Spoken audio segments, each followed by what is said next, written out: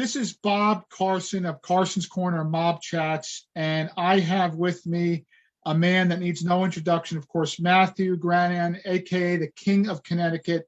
And there is a huge story right now making the rounds in professional wrestling and combat sports.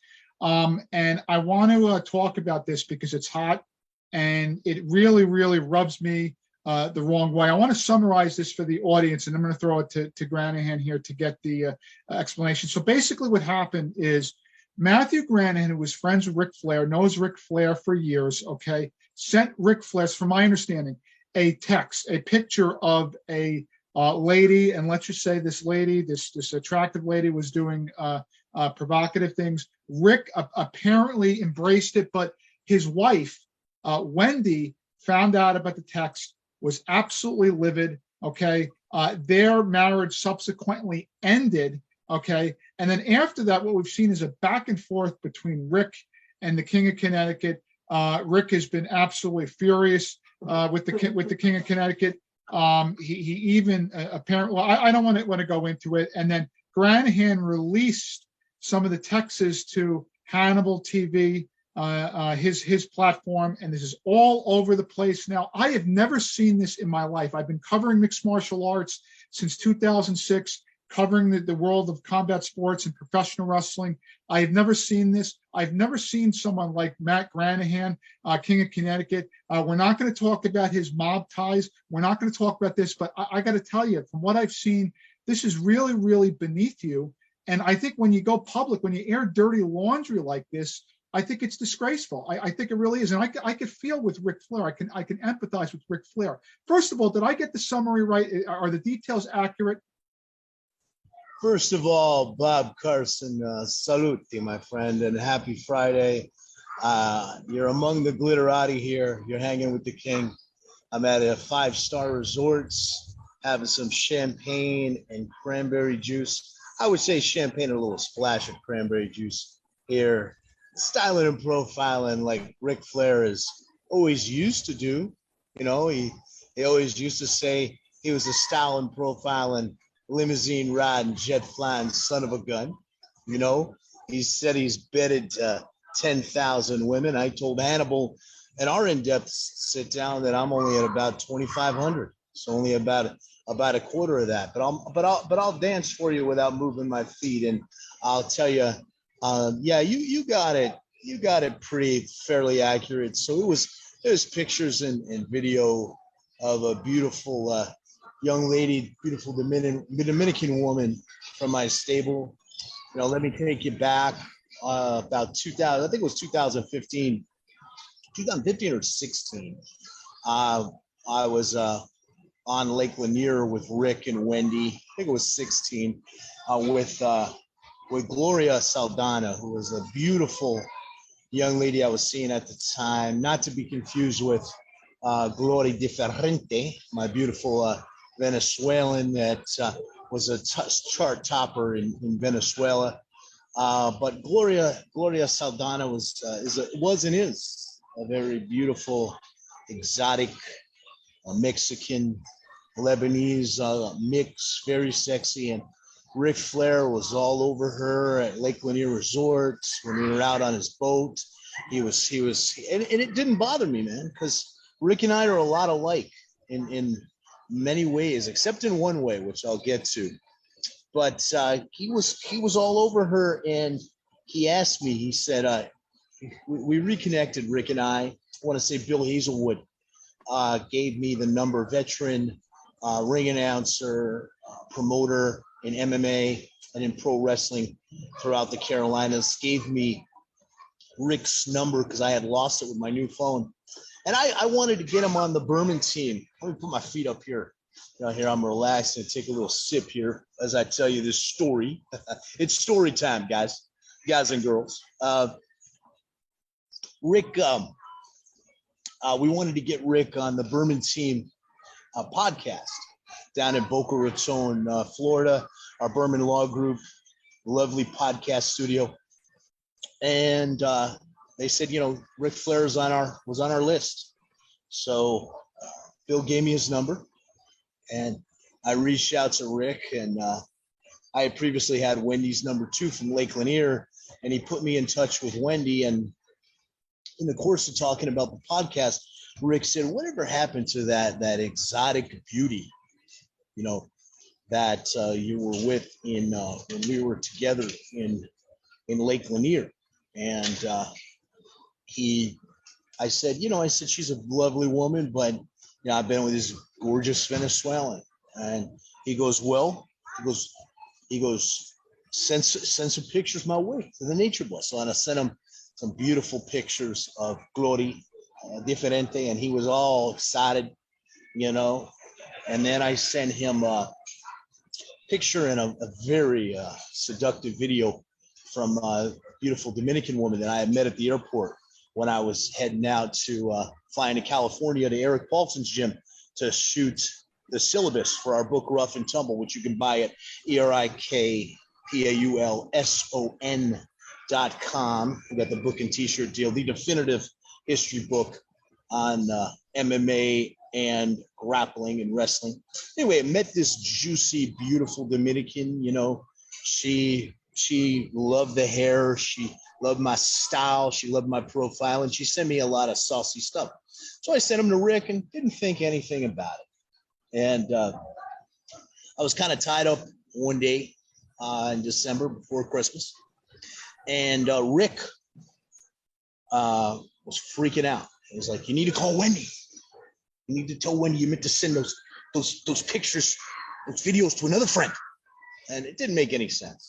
So I just I said, "Rick, man, I'm busy. I'll call you back." So, and later that night, it wasn't late. It was probably about 6:30 that evening, which I'll get to. The time is important, and the date. He December 15th, he sent me a hateful message, which you can see if you watch this, telling me, "Matt, kill yourself. Never got back to Wendy. Lose my number.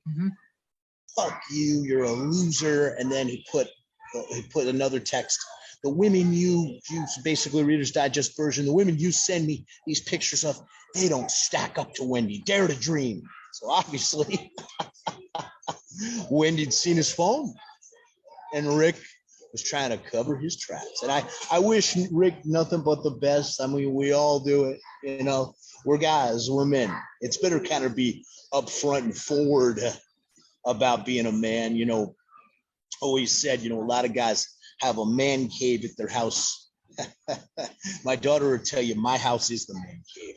The man cave is the whole house. That's the way I live. That's the way I style Rick, So anyway, didn't think anything of it. Rick and I kind of made up. And then I see about a month later, he and Wendy announced, he and Wendy are splitting, parting ways. Leaving, my wife and I are part of, which he doesn't have to do. He put his own business out there. Let me just clarify this, Bob. You know me for a while. I don't tell my business. I'm not going to tell you what 5-star resort I'm at right now. I don't tell people where I'm at. I don't tell people what I'm doing. I don't tell people who I'm doing. So Rick put it out there, and it became a little story there on the HannibalTV, which I don't think Rick has even seen. But then I also part of that first story, HannibalTV, I reached out to Wendy. I took her a picture, looking as only I can look, out in the pool last weekend, and Rick flipped out. Yeah. He insulted my manhood, which I told him wouldn't fit in a picture to send him. And I try to be nice to him, and he said he's sending the hit squad out after me, which is funny. You want to send the hit squad after me, Rich? Good luck with that. And then I try to make amends with him, so I wish you nothing but the best. And then he hit me with the old "fuck you." So we did another little commentary on Hannibal, and I said, once again, Rick, I wish you nothing but the best. And then Rick called me after that last Hannibal commentary, called me the other day from a private number, so adamant and upset. He said, "You contact Wendy one more time, don't go to Rosemary. If you do, I'm going to find out where you live. There will be consequences." So I said, "Calm down, my man. And I'm only going to say this once. Wendy is a sweet woman. She's a beautiful woman, but she's 2 cup sizes too small, and she's 40 years too old for this king. Ooh. Well, listen, you get a great explanation, and I could verify this. I did see the texts. My only thing is, I just think it was really, really unfortunate on your part to release those texts that Wendy sent and whatnot. That just it doesn't seem like you, because, like you said, you are a guy that doesn't like, you're very private. You don't like to air people's personal businesses, and you know a lot of people. You know a lot of people in MMA. You know a lot of people in professional wrestling and whatnot. I know where the bodies are buried, Bob. Yeah, and I have a curious nature as a reporter. I have a curious nature, and a lot of times I like to see what's going on. And you're very secretive, but I just think that I can understand why Rick would be upset here in this situation. It just seems beneath you. It really does. I'll tell you, Bob. You know, Rick brought this on. I mean, and I say, you know, Rick, I love you, brother. You know, I think we need a little time apart, Rick, you know, for you to relax and calm down. But I wish you nothing but the best. But Rick, you know, I'm having some cocktails out here right now, and you know, we get fired up. And I'm going to say this, Rick, maybe when you're on your 7th or 8th cocktail at 6 or 6:30 in the afternoon, you ought to shut your phone off. What about a match now? What can we rectify this with the match maybe between you and Ric Flair? Tell you, man, this chest right here, I'm bouncing, I'm dancing without moving my feet.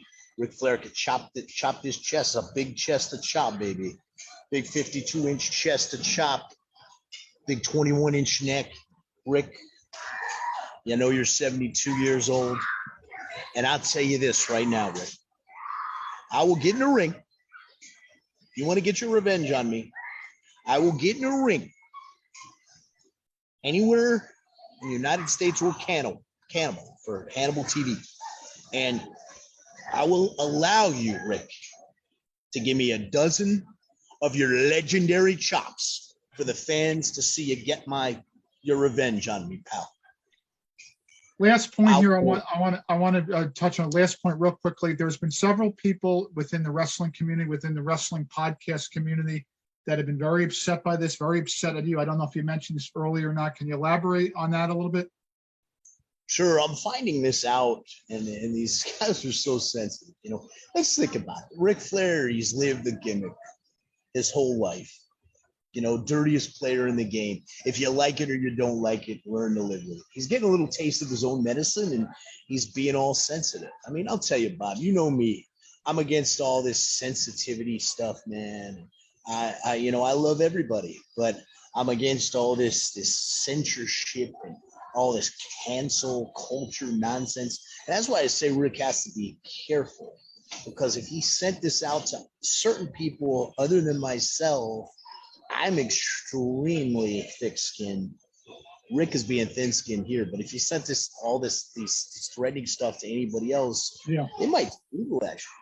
I would never do that, you know, but they might. So, like I say, man, it's crazy. It's crazy the world we live in. It's crazy that the nature boy Ric Flair is letting his 6th wife get to him like this. There's a great quote, Bob. Great quote.